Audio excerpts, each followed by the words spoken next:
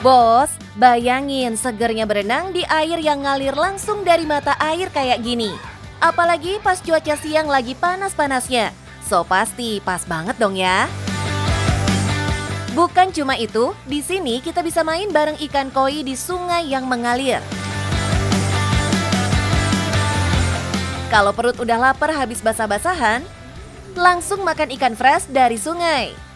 Wisata yang satu ini dijamin seru deh bos. Halo bos, saya Bagong Margono, pengelola Watergong yang selama ini bagus. Ini ada kolam renang, ada ikan. Penasaran? Tetap di Cuan Bos.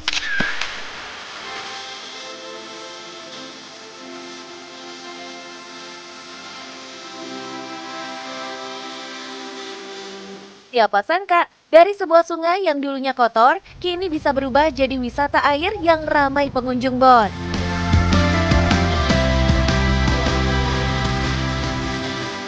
Modal utama wisata ini, airnya langsung mengalir dari mata air bos. Jernih, segar, dan terus mengalir. Air kita ini air yang luar biasa. Airnya bersih. Otomatis kalau airnya bersih, ikan yang diternak di sini itu rasanya juga enak karena tidak bau tanah. Watergong juga kasih pengalaman seru yang jarang ada di wisata sungai lainnya. Ribuan ikan koi siap menemani kamu bermain air di sungai alami ini bos. Unggulan kedua yaitu bermain dengan ikan. Di Indonesia satu-satunya di sungai ada ikan cuma sini. Lainnya ada di kolam. Ini tidak di kolam tapi di sungai. Keunggulan ini dan anak-anak bisa masuk ke sungai bermain dengan ikan.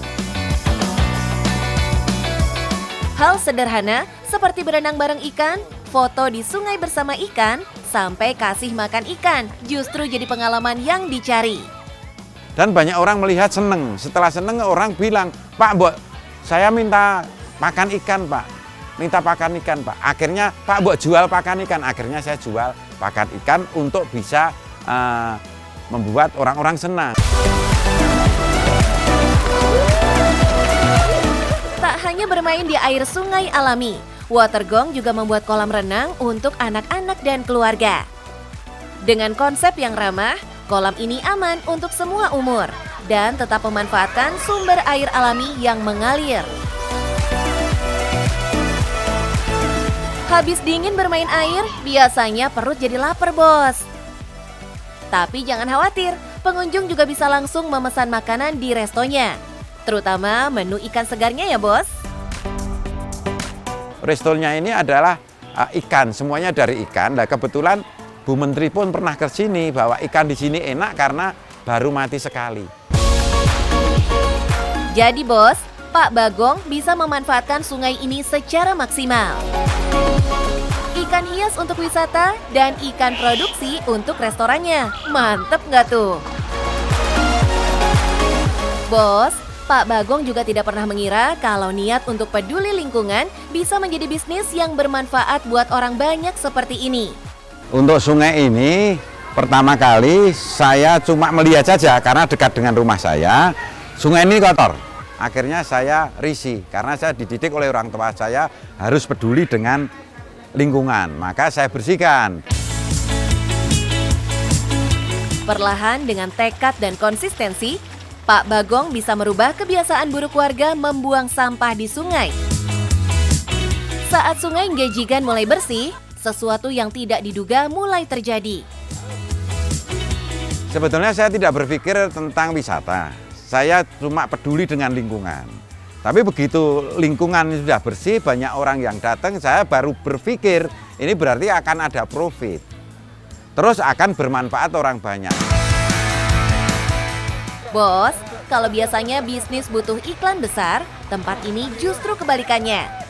Nggak ada promosi yang ribet, nggak ada strategi yang dipaksa. Supaya laku dan tidak, marketing saya adalah sini harus dibuat sebaik mungkin, orang seneng, yang akhirnya orang seneng kembali, dan dia akan bilang kepada orang lain, itu namanya marketing. Bos, menariknya, Pak Bagong tidak punya target khusus siapa pengunjung yang datang ke tempat ini. siapa saja bisa datang untuk menikmati kesegaran air dan kenikmatan kuliner di Watergong. Suasananya enak, sejuk, airnya lagi terutama dingin banget, seger. Murah lagi, cuma 10.000 kita bisa berenang, bisa main sama ikan, kasih makan ikan. Saat weekend atau libur nasional, jumlah pengunjung bisa membludak bos, bahkan sampai ribuan orang dalam sehari. Hal itu berbanding lurus dengan penjualan dari sektor kuliner. Jadi resto ini 1 bulan 1 ton. Sini yang terkenal ada pepes, ada bakar. Bagi Pak Bagong, bisnis bukan cuma soal untung, tapi juga soal manfaat kepada sekitar bos. Di sini saya mempekerjakan 40 orang. Dampaknya luar biasa, dari di desa saya ini tidak ada pengangguran. Setelah merasakan manfaatnya, kini masyarakat merasa memiliki dan ikut menjaga kebersihan dan keamanan lingkungan sungai. Maka meskipun ini di sungai, tidak ada yang ganggu, tidak ada yang racun. Karena masyarakat di sini sudah merasakan handar beni. Ini milik kita juga, jadi dia ikut mengamankan.